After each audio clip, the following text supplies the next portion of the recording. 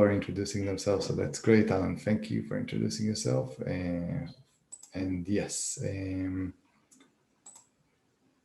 let's go for it. So today we're going to talk about the best practices for co-founding a startup.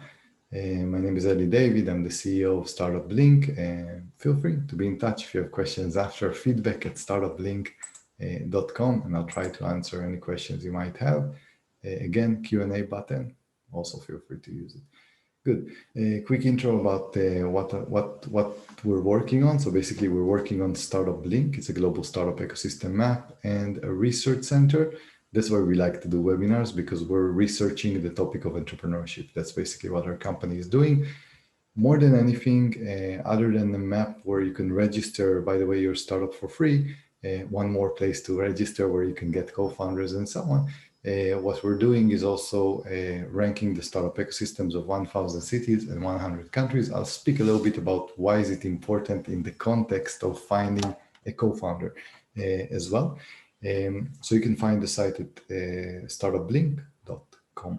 And let me just tell you, as the last slide about StartupBlink, a little bit about why our main activity is very much connected to the topic of co-founding. So first of all, the idea is that, as you can see over here, what you're going to see if you're going to go to startupblink.com, below the map are ranking tables of 1,000 cities and 100 countries available for everyone to see. You don't have to log in, you don't have to do anything. The idea over here is that we really believe that where you are matters. The place where you choose to build your startup is going to greatly influence your chances of success, and not necessarily only for founders that want to conquer the world and build the next Facebook, also for founders that are self-funding their startup and bootstrapping their startup. If you look on let's say hubs of startups, you will see that most successful startups in the world are in specific places. In a way, they're built they have a massive network effect by being in one place. This connects heavily to the topic of co-founding. That's important to say. Hubs and startup ecosystems are giving you access to many, many things. First of all, they give you access to investors. Second of all, they give you access to high quality clients, suppliers, knowledge base, and so on, emotional support. But in addition to that, they're also giving you access to a co-founder. So the idea is that if you pick the right place for you, let's say if you're currently in an underperforming ecosystem, your chances of finding a co-founder in a place like this are going to be greatly decreased in comparison to a good ecosystem.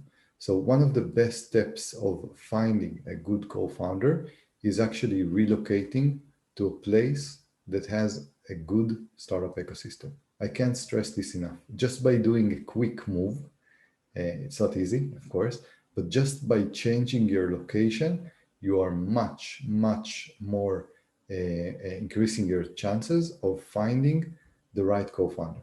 There is something about those places, about ecosystem hubs, that actually attract people with like-minded ambitions and people who want to build startups. So once again, if your startup ecosystem is underperforming, you can either lead it, which means being very active in the startup ecosystem, and then that's a great way to find a co-founder as well. Or you should probably leave it to another place where you're going to have the startup community around you, because without it, many things are difficult, but finding a co-founder is nearly impossible. So that's important to say in a way. Where you are matters a lot for finding a co-founder. Once again, if you go to startupblink.com, scroll below the map, the full table is there. It's interactive. You can search for specific countries, locations, and so on. You would see the ranking. You would see the momentum of the ecosystem. So it's all there. And we're basically on a quest in StartupBlink to allow people to kind of like figure out if they're in the right place or not. Okay, let's go jump right into it. So first of all, the first question that comes to mind is, why should you get a co-founder? Why do you need this headache, right? Like, why not do it on your own? Why not hire a person, as well? So here are a few reasons for finding a co-founder. By the way, if you can write in the chat, where are you all from? That would be nice to see. If we have people from the same location, that would be just nice to see where is our distribution today? So first of all, and we're going to look at it at the end of the slide. Why should you get a co-founder? First of all, the heaviest cost in a startup is the salary. It used to be servers and so on, and the international calls or whatever. Now it's all about salary. Salary is heavy. If you can't build your startup alone, equity replaces salary. So that's one very, very strong reason to be in a situation that you basically give up on control in your startup, but you're receiving people's hours and efforts for this. So that's relatively important. Now, regardless of the money, some critical roles in your company require equity if you want to get full commitment. So the idea is as following. Let's think about a scenario where you're building a technological platform and you are not a developer. Let's say you're a business developer, but you do not know how to code. You might have the ability of hiring someone to do the coding, some kind of a freelancer or a mercenary in a way. But considering that your platform is so dependent on the technology and considering that you cannot activate and build the technology yourself or even maintain it by yourself, it would make sense to have a technological co-founder, someone with equity and skin in the game. And even if you can pay someone to do the job. So that's something to take into account.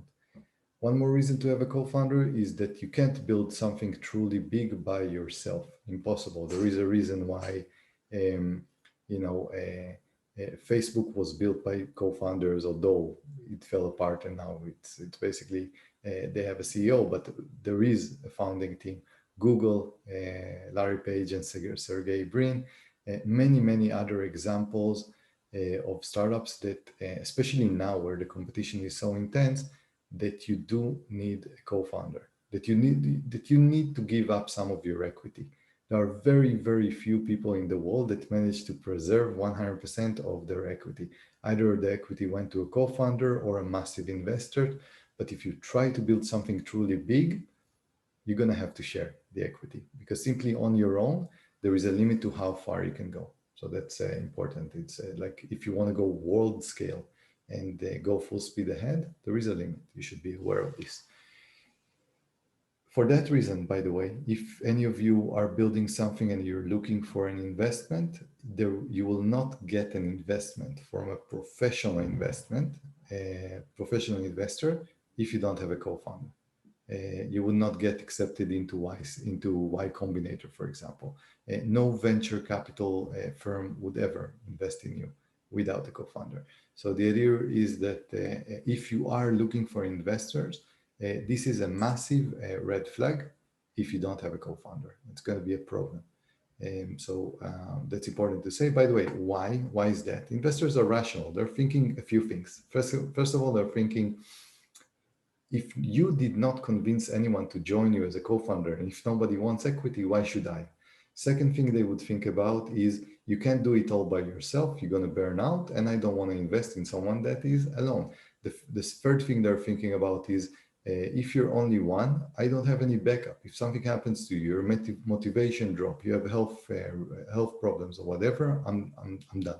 So the idea is that investors are exactly thinking, professional investors are exactly thinking about this. They want a scalable startup, something that would go big.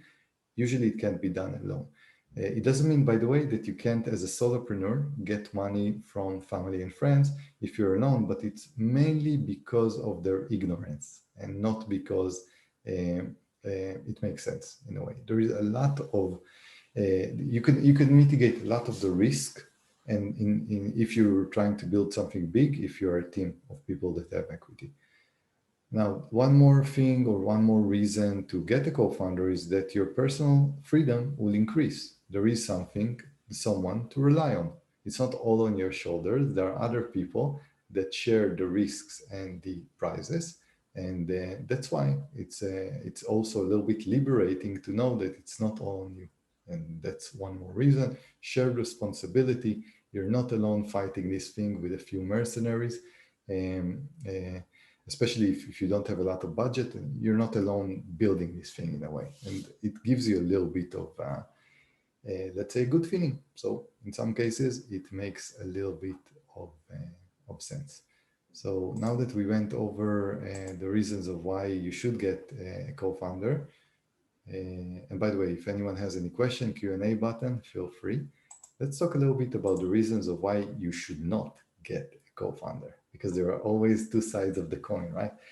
So let's start. So some great niche startups were built by solopreneurs. This is important to say. There are many good businesses and startups that were built by only one person. True, they're not the Facebook and Googles in the world, but they are still successful. They are still profitable, and they still make a lot of sense, and they create a ton of financial freedom for their founders. Can be done. Again, if your ambitions are not too high. Another reason why you don't want a co-founder is that it can bring you potential friction and conflicts that have an emotional toll. So the idea is that if you have a co-founder that has equity in your company and you don't get along with them, just like in some marriages, it will make your life a living hell, not that I know. Yeah, okay, but the idea is that basically there is someone that you can't simply fire, right? It's basically someone that has a stake in the company and basically is here to stay. So the idea over here is that if you choose, if you make a mistake in choosing, it will basically have an impact on your mood, on your emotional situation. And that's very important when you build a startup, because in the end of the day, chances of success are not necessarily with you. At least have fun, right? So this is a potential risk for your fun in a way. So something to think about. The next point is very related. Changing an idea is not easy, but changing a co-founder is much harder. So the other is that, a startup keeps on changing and pivoting and going and finding strategy and so on. So you can relatively easily, take an initial idea and then turn it by 180 degrees and go somewhere else.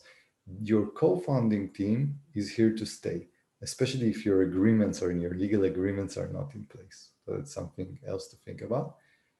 It can result in some loss of freedom. Remember that we said you should get a co-founder because of freedom, but also be aware that getting a co-founder can reduce your freedom. You have to make shared decisions. It's not only your thing now. You have to kind of like explain your decisions. In some cases, people have veto on decisions and so on.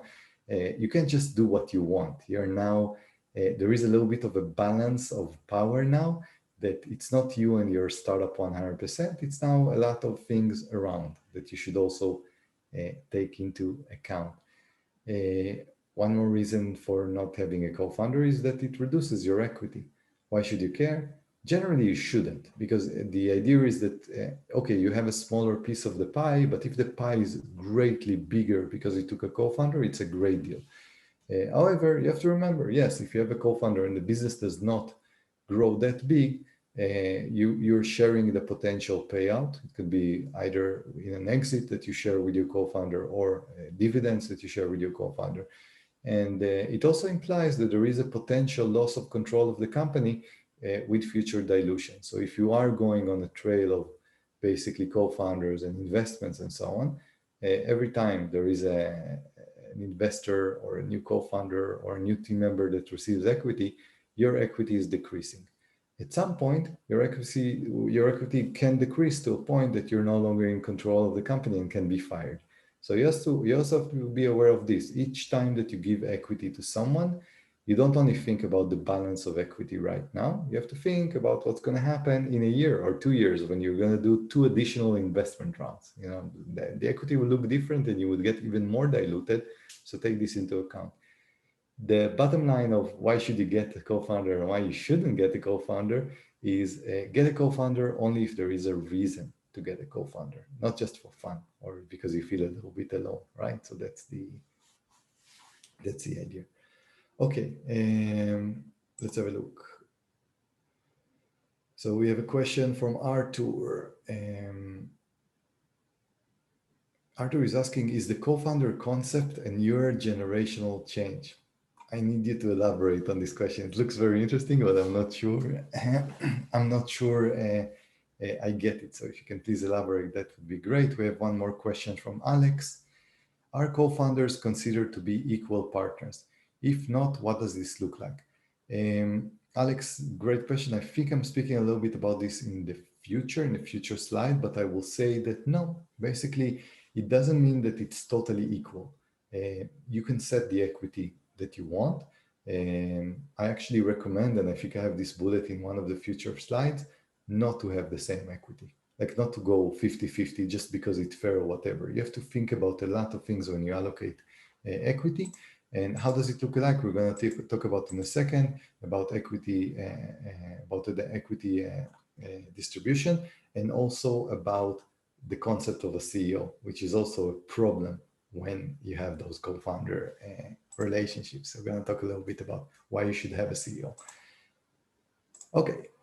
Moving on to how can you find a co-founder? Let's say you're persuaded that you saw the pros and cons and you said, Eli, with all the respect, I'm trying to build something serious. I'm going for investors. I don't have the specific key skill in a critical skill that I need. I'm gonna go forward and I need to go and pick a co-founder. I love co-founders. I think the concept is amazing. A shared alliance for a mutual goal. So you decided you want to go for it. The question is, how can you find them? And that's what we're gonna basically try to talk about. Alan is saying that, I'm seeing now in the QA, that partnerships are often frowned on because friction that often evolves. The idea persisted in the 1980s. Yeah, so Alan, you're right. Basically, you can say that most relationships in the world go down south at some capacity, right? Because things are changing. The problem is not that people are bad or because people are changing, it's things, circumstances are changing. So the idea is that if you look at it as a way of, I'm going to find a co-founder and we're going to be together until happily ever after, not necessarily the case. The idea of getting a co-founder is a relatively short and medium-term solution of something that you're saying, look, I know that there are disadvantages to this, but I also know that if I don't do it, I will never get a critical mass to arrive to a situation that I even regret having given the equity for a co-founder. So in a way, there are some situations that you simply cannot do it on your own, and you just have to jump and take the friction and the potential friction and the potential risk that arrives with it, because nothing good arrives without a risk in a way. So once again, there is a reason why the top startups in the world were founded by co-founding teams mostly. And that's because people cannot necessarily work alone and build something really big. Okay. How do you find a co-founder? So the first thing to talk about co-founders is the following, and it's a little bit of a pessimistic view. If you don't already know your future co-founder right now, okay, you have a problem. Just like investors, by the way. The idea over here is that finding a co-founder when you need a co-founder will greatly increase your chances of finding the wrong co-founder. It's a little bit complicated, but the idea is that basically your co-founder should arrive from your existing network that you knew before you started looking for a co-founder. That's the best case scenario. Of course, there is always some kind of a distinction that you say, hey, it's not true. But generally, the best co-founding relationships are with people that you knew before you were looking for the co-founder. So it was basically choosing the right co-founder from your network and not necessarily going to the street and put a sign and say, please, please, someone wants to build a company with me. Again, it can work, but not necessarily, okay? So the bottom line over here is that basically, if it arrives from your network, build your network now. Be fanatic, even if you're thinking about, that you're going to start a startup in a year, you actually start it now. Why? You don't even have a startup, you don't have an idea, but you have to start working on your network. Your network will greatly increase your chances of success in many, many aspects, but most importantly in finding a co-founder. So build your network even before you are interested in finding a co-founder. I can't stress this enough. Practically, how do you build a network? Meetups. Meetup.com, a great place. Some of you arrived from Meetup probably, so to this event, so that's great. Co-working spaces, events like Startup Weekend and hackathons and so on when there is no pandemic, of course. By the way, this year is going to be very, very tough for co-founding relationships. I honestly think that we're going to pay a very, very big price for a year with not enough connections. That connections are not formed, and that we're going to see this in the quality of the startups in the future. In my opinion, there's been a real massive hit here. So again, I'm hoping everything is beginning to open up, and then meetups, go to co-working spaces, go to events, go to hackathons, just get out there. Critical. Like if you're waiting for someone to arrive to you, you're doing it wrong. Connected to the idea of you already know your co-founder in very high likelihood, restore past connections. You have an experience of dozens of years on this planet knowing people. You might have not been in a networking mindset before. You might have not been in a business mindset before. Go through your Rolodex, the people that you hang out with, the people that you like, that you enjoy spending time with, and restore those connections. That's something that I totally recommend. There is gold in your past relationships, even if you lost touch with them. Other than that, and for pandemics, we have online platforms. Some of them can be places like Clubhouse, a new platform, for example, is super fun, recommended, but only if you have an iPhone. If not, they don't have an Android app yet. Sites like Co-Founder Club, I don't know if they exist, but I remember they used to, and there are some sites where you can find a co-founder. Freelancing platforms. Even the people that you hire or you get hired by can become your co-founders. So, it can be a relationship that starts with money, but if you enjoy working with those people or they enjoy working with you, a lot of interesting opportunities can arise. So again, you can find your co-founders everywhere. You just have to be active, friendly, and just know people, and it's going to be okay. So that's the last point, active and social. The more your network improves, your network is your net worth. In some capacity, the people that you know are worth more than the money in your bank account. They will have massive impact on your financial future. So something to think about. Let me see if we have any questions. Yes, Lear is asking what characteristics are the most important in a co-founder beside the obvious good energy and motivation. I think I have a slide on this, I'm not sure, but let me try to answer that because I'm not sure I went deep into the psychological part. Really, you wanna really get to know the person, okay? So to see if you have chemistry and so on, critical. I read a psychologist that kind of said that she recommends to speak with a co-founder about their past conflicts. Try to understand. In a way, it's just like dating, right? You want to make sure that the person in front of you is not conflict driven, because if they are, you're in a world of mess as well. So the idea is just intuition and spending a lot of time. We're going to speak about this. Now I remember I have a slide about this, so we're going to try to dive deeper. But Lear, feel free to ask questions if you have, if it wasn't clear. We'll talk about this. This is the slide, actually. We just arrived. Excellent. So how do you choose the right co-founder? First thing, don't go against your intuition. So your intuition is a very powerful tool. If it's screaming at you, beep, beep, warning, no, I don't like this, do not go against it, even if the person is the most qualified in the world. There is a power in us that can kind of like foresee a little bit the future. So don't go against it. Now, the idea over here is that if you wouldn't want to spend time every day for the next few years with this person, don't have them as a co-founder. There is another test, they call it the submarine test. Will you stay with them on a plane or in a submarine and so on for a very extended period of time? If the chemistry is not there, you're simply gonna not enjoy it.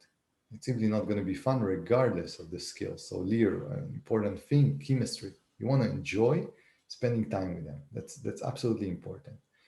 Naval Ravikant is talking a lot about find people that have high integrity, because in the end of the day, uh, no legal agreement can really save you from a person that just doesn't have the ethics and high skills. So you also want a person with high skills. Now, the important thing, and then one more thing connected to your question here, is that you don't want to clone. Although we are attracted to our clones. Let's say I'm a marketing person. The person I would probably most enjoy spending time with would be another marketing person, right? Like we have topics to discuss. We kind of like see the world in the same eye and so on and so on. No, don't do this. You need to pick someone that can do things that you can't do. That's the entire point of it. There are sometimes people are recommending to write down to yourself what would be the perfect co-founder. What exactly can they do? What are their skills? And maybe also what is their character? Just to get you a little bit aware of the things, because if you don't articulate it, sometimes it's kind of like easy to make the wrong decisions. Once again, you want someone that is doing things that you're not doing well. That's critical. I recommend to pick a co-founder that preferably you've been with in a low and stressful point, and that you know for a long time. My top recommendations for co-founding is spend as much time as possible with this person.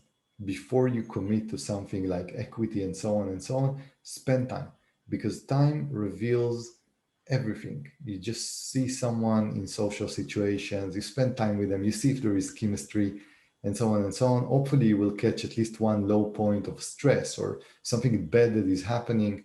You can understand their reaction, they can understand your reaction. Much of the friction can be identified relatively early. Not all of it, there are some surprises always, but much of it can be identified early. So that's important. Um, Something about startups in Israel, for example, like, Israel has a very good startup ecosystem. One of the reasons, not the only one, and I don't think the most important one, but one of the reasons is that the co-founding relationship in Israel are working a lot better than in other countries. Why is that? Because most of the co-founders in Israel have been together in the army. So what does it mean? It means that let's say you have a unit of 15 people and you stay with those 15 people for the next 3 years, okay? In the beginning, when you meet everyone is nice, right? You like everyone, you're impressed by everyone. After 3 years, if someone's gonna go to you after 3 intense years of going through a lot of things together and ask you, who would you start a company with? You would probably say only 2 people out of the 15. So the army in Israel is actually giving you a lot of intelligence because you know people in weird situations, and the army in every country can bring you to weird situations, that you have a much better ability of making a decision of who is a potential good co-founder. So again, you don't have to start a war, you don't have to go to the army. Make sure you spend as much time as possible with your co-founder. It will uncover many things. It's like your priority to spend time with them. Now, of course, you have to make sure as well that you have the same vision, right? Like, what do you want? What if the company is working out? What's the vision? Like, what are our goals? Sometimes it's surprising. You don't have this conversation, and the person is telling you, "Look, Ali, I'm super happy of making a profit of $5,000 a month and have a lifestyle business." When you tell them, "No, I'm actually interested in scaling and going abroad and conquering more markets and whatever." Like, have this conversation. It might seem early because you just have an idea, but yeah, have this conversation, because if you're lucky enough and it's working and you have not the same vision and goals, you're heading for a conflict.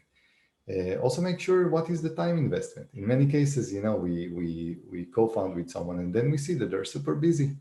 So you're there giving tons of hours, they're there not giving any hours, or the other way around. And of course, that creates friction as well. So you kind of need to figure out, okay, are we going on this full speed? Are you committed to this? Am I committed to this? For how many months are we committed to this? So the idea is that those are important conversations that you want to have. Other than that, you want to check life circumstances. Like, who is this person? Are they planning to get married soon? Marriage is the death of a startup, by the way, because it brings a lot of pressure. You know, you get married, you start to plan kids and so on, not kids. The minute it happens, a person does not have the same amount of oxygen when they had when they were single and uh, can live off ramen every day. You know, it's in the end of the day, you have to look at what the life of the person that you're co-founding a company with would look like in a year. If you're planning of having their first child in a year, you have a very limited timeline for having a successful startup. Are they thinking about relocation? Maybe their wife is planning to go, or their husband is planning to go and study abroad, and so on. Maybe they have a weird lifestyle choice that you're not aware of. For example, I'm a digital nomad. I'm traveling between locations, something that you as a co-founder would want to know about me, right? It might work for you, but not necessarily. So the idea is that I'm hoping this slide can really give you a lot of understanding about some things that you can do that are relatively easy, and you should do. So it makes sense to do them. Andres is asking about the video recording. I have to ask my co-founder and ask, no, I'm kidding. Yeah, I'm going to share. We're going to share it. I'm going to share a link. Definitely. Okay, best practices. Let's talk a little bit about best practices about co-founding a company. The first one would be, all of this is based on mistakes I've done, most of it. Okay, a lot of this lecture is based on mistakes I've done in my previous startups, also in this startup, about things that people made mistakes about me as well. You know, a lot of it is based on this. The first best practice would be, please decide on a CEO. The idea of a co-CEO is a big disaster. Have a discussion with the person that you're founding the company with and decide who is taking the shots. And that's critical. If you're 50-50, you have a problem, because then it's like, hey, but are you really going to agree about everything? Chances are zero. So the idea is, decide on the CEO who has more business logic, a little bit more strategic ability to make decisions. And sometimes it has to be the other person. And you have to be, let's say, humble enough to say, you know what, the business is better off if you lead us, not if I lead us. And that's totally okay. In most cases, 50-50 split does not make any sense. It's equal, but then again, look at what each person is bringing to the table. Look at the skills. Look at the alternative cost of building the startup. Look at the time resources. Look at the track record. 50-50 does not make a lot of sense. In many cases, it can really get the company really stuck, because it's 50-50. You can't move without the other person. And that, by the way, sometimes means that you're going to get the 40% or the 30%. And that's, again, okay, if it's logical. Accept the risk. The third bullet is basically, know that you will never, I should have bolded and underlined never, you will never get the equity right. Never. Let me stress again, never, impossible. You have to be a prophet to say, oh, you know what, the 38% that you got and the 22% that I got and the 20% that the third co-founder got, that was perfect. Like, how did we know? Never, never. Okay, so that's important to say. You don't have enough information to split equity, but still you have to split it. So split it with joy, you know, knowing that you will not get it right. Maybe you will win, maybe the other person will win, so and so, but split it according to the best of your knowledge. And the fourth one would be to accept the risk that picking the wrong co-founder can never be fully addressed. You can do everything right, all the steps that I told you, and in other lectures that are better than this. Everything is perfect, and still there's going to be a surprise, something that you didn't plan to, and it's going to be a mistake. And there is nothing we can do. But then again, like Michael Jordan said, you miss 100% of the shots that you don't take. So sometimes you just have to take risks. That's part of the startup game. Numbers of co-founders. 2 is perfect. 3 is okay. 4 is way too much. You don't want 4 co-founders. I do want to say that also, if we're also speaking about numbers and so on, or relationships, investors are avoiding couples as well, professional investors. I don't know why, but I can assume. basically that you fight with your spouse and so on, and then everything breaks, and then the startup is dead in the same minute that you get a divorce. It's very unlikely, or that you break up. So the idea is that if you can avoid overcomplicated it with emotional ties, maybe better. That's what the professional investors are saying. I don't really have an opinion because I'm not an investor. One more best practice: clear agreement, good friendship. It's a saying in Italian. I wish I knew how to say it in Italian. But the idea is that if you care about the friendship with the other person, the worst thing you can do is to say, hey, Jenny, I trust you. We don't need a written agreement. Okay, that's the worst thing you can say. Because once again, people have different opinions. And if you kind of say, hey, we're best friends, we don't need a written agreement or we don't need anything, you're not guarding your friendship. There's going to be situation where you're going to say, but wait, it's so clear that if this is happening, why should this happen? And the other person will tell you, no, it's so clear that if, so again, if you did not write an agreement and signed it, you're doing a lot of bad treatment to your relationship. So sign one. The most important, there are many agreements online in Google, in trustful Google templates, co-founder template, whatever, you would find a lot of them. I guess the most important point in a co-founder agreement is called vesting. Vesting is basically what happens when a person leaves prematurely. What happens to the equity? If you don't have a vesting agreement and you're saying, hey, John, you're getting 40% of the company. And then John leaves 2 months after. Your company is dead. You're never going to continue having 60% when someone has 40% and is no longer working for the company. So vesting is absolutely critical. I do want to say most co-founders leave at some point, especially if the company has struggles and problems. That's life. However, the next point tells you that even if the company is successful, it's not for always, those co-founder relationships. Different stages for a business require usually different people. And that means that that's why I told, I think, Alan, about the short term. Co-founding relationship are surprisingly on the short, medium term. Don't count on them on the long term, because as the company is changing, hopefully growing, becoming better, other people are needed, and some people cannot keep up with their own company. So it's our time to basically tell our co-founder, or basically, hopefully the co-founder or you, if you feel that you are the person that is the bottleneck of the company and can't evolve with the company, it's time to go. And that's why those vesting agreements are so important, and that's why you need clear understanding about what happens in different situations.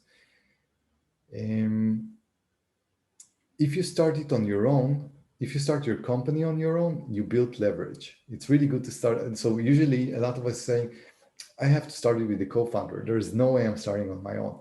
I'm telling you, always start it on your own if you can. Why?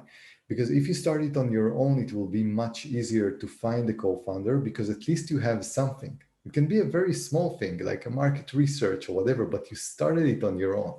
So in a way, you prove that you have skin in the game, that you're not there on a victim mindset waiting for someone to save you, but you actually started and did whatever you could to move this forward. In addition to that, if you start it on your own, the equity split will be more in your favor. So it's definitely worth to put 2, 3, 4 months of work to get a much better equity deal. And you will get a better equity deal if you start it first. And you will probably also be the CEO of this thing. The last point is for the best practices would be look for skin in the game. What I recommend to people, if you start a company with someone, is make sure that they put some money. And I don't care if you ask them, you say, $1,000, each of us has to put $1,000, and then you take the money and burn the money. Why is it so important? Because some people will tell you, I don't want to put money, those are not people you want to go to war with, right? Like you're going now to war, you both are struggling against total uncertainty and so on. If someone is telling you, look, I want zero skin in the game, I want to take zero risks, and are not willing to invest in a startup, that's a very big red flag in front of your eyes, okay? So that's for that. Um, I'm gonna take some questions. Guys, where are you from? Actually, write in the chat something. I'm interested to know from which country are you? Are you do you even exist? So I know you. I see your questions, but it's always nice to see where you're from. So you have a chat. I opened the chat for you. Okay, let's go for a few questions because we have quite a lot of them. Andres, we talked about the video recording. We'll have it. Lear is asking, assuming that you were learning with your future co-founder how to manage work and so on, what would be some smart ways to split the skills for most coverage and progress? Lear, you would not be able to know before you actually work with them. So I would worry less about splitting the responsibilities and so on, because your startup is going to change so much from the day that you started half a year after, that it would make sense. It's good to discuss more or less, hey, you're taking marketing and sales, I'm taking coding and client service and whatever, but do be aware that the company keeps on changing, and both of you have to be super flexible in the process. So just make sure that there is commitment. That it's not like, oh no, you did this and you do this and whatever, and I have only 1 hour a day. And those are, again, really big red flags that you don't want to deal with. But hopefully you find a person that doesn't have a lot of ego, and hopefully, more importantly, you don't have a lot of ego. So each one of you know what they do best, and you just think about what is best for the company. So that's kind of like the idea. Alex is asking, if I find a couple of partners who will play a role, let's say 10% equity each, I might want to present them as a member of the team more than a co-founder. Does having a team satisfy what investors are looking for? Or are they really looking for a special co-founder label? First of all, Alex, give them the co-founder level, even if you give them 10%. Why not? You increase their motivation. They're happy. Legally, it's exactly the same agreement. You just created some kind of a thing to boost their ego, let them feel ownership, let them feel that they're part of the management team. You have interest of them identifying themselves as a co-founder much more than they have interest to do that. So if you're in this location, in this situation, it's your interest. Investors, 10% is already starting to become a serious chunk of the company. So I would say yes, but it's exactly a 10%. If you go to an investor and tell them, hey, my main coder and the main development person that I have, she only has 5% of the company, that's a red flag. For them, it's like, no, I don't really see a real commitment here. So, and the investor will also judge you on your ability to divide the equity in a smart way. Because if they see that you gave someone too little equity, considering how critical they are, or too much equity, considering how unimportant they are, they will say, you know what, you as a CEO, I don't really see you making decisions. So you have to be aware of this, make smart decisions. Those decisions will be questioned later. But once again, if you're lucky enough for those two people to want to identify as co-founders, tell them, hey guys, you're co-founders from here. I'm super happy. That's something that is your interest. Andres is saying, in which cases do you recommend giving an accelerated vesting? Wow, that's a tough question. Usually accelerated investment is happening when, let's say, you have an exit 1 year after. So it's not fair that the person that built the company with you and you give them 20% of the company, let's say they're vested across only 3 years, and you sold the company after 1 year because they were so great at what they did and you built a monster together. So the idea is that usually you want accelerated vesting in case that there is an exit. Other than that, I don't really think of a scenario. I think that it can come from you. That if you see after a year that the person is so committed and so into it, you can say, hey, I trust you. There's no need for, but then again, you pretty much want someone for the long term. So why accelerate it? And it's usually 3 or 4 years. Just make sure that they stay. So I actually don't see any reason to accelerate the vesting. But once again, I'm not a lawyer. I might even not understand the question. So that's basically it. Omo Kalode is asking, in terms of starting alone at first, how does one handle a starting business? It's a technical idea. However, the person doesn't have the particular technical skills required to build. Great question. What you can do, do market research, build a landing page, or hire someone for $100 to build something to gather forms and call those people and so on. There are many, build a newsletter list, ask people if they're interested, build a Facebook page, build a Twitter page. Again, hire a freelancer to do something small on the development. Those things. You can do 1 million things, even if you don't have the core skill of getting you to the vision of what you want to become. And once again, it's going to be in your benefit in the equity and also in skin in the game. People love to build businesses with people that have done something already instead of just talking about an idea. If you're talking about an idea, especially if you're looking for a CTO, a technical co-founder, it's going to be very hard. They have a lot more leverage than you. So it's important to Lear is asking, can you give a co-founder sort of a trial run before you get them into the company? If so, how would you present this? Exactly like you presented it, Lear. I would say, hello, Jenny. I really feel like there is so much potential here to go on a co-founder relationship. However, I'm not sure about it. But Lear, listen, this is the problem. You're going to tell Jenny, in the beginning, in the first 3 months, I'm going to pay you. Okay. But do know that if you get equity, your salary is going to be either super decreased if we're reaching this point. But the idea is that if you want some kind of something that sticks, you pay for the first 3 months to understand if there is a good connection. It's worth it. Because if you don't take Jenny as a co-founder, it's good because you found out that you don't have a match. You saved a lot of money by paying for 3 months. And if you take her, then it's good as well. You can even have an agreement that if she does want the equity, then her salary is decreased to reflect the 3 months of salary. So you can do a lot of things over here.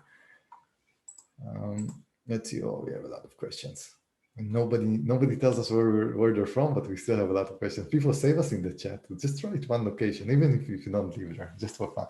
Simon is asking, what does a typical suitable good vesting scheme looks like? What type of time horizon? I think a time horizon for a good vesting scheme is a good vesting agreement would be about 4 years, 3 to 4 years. That's and again, across it, they keep on receiving equity in each period. Usually you want also a cliff.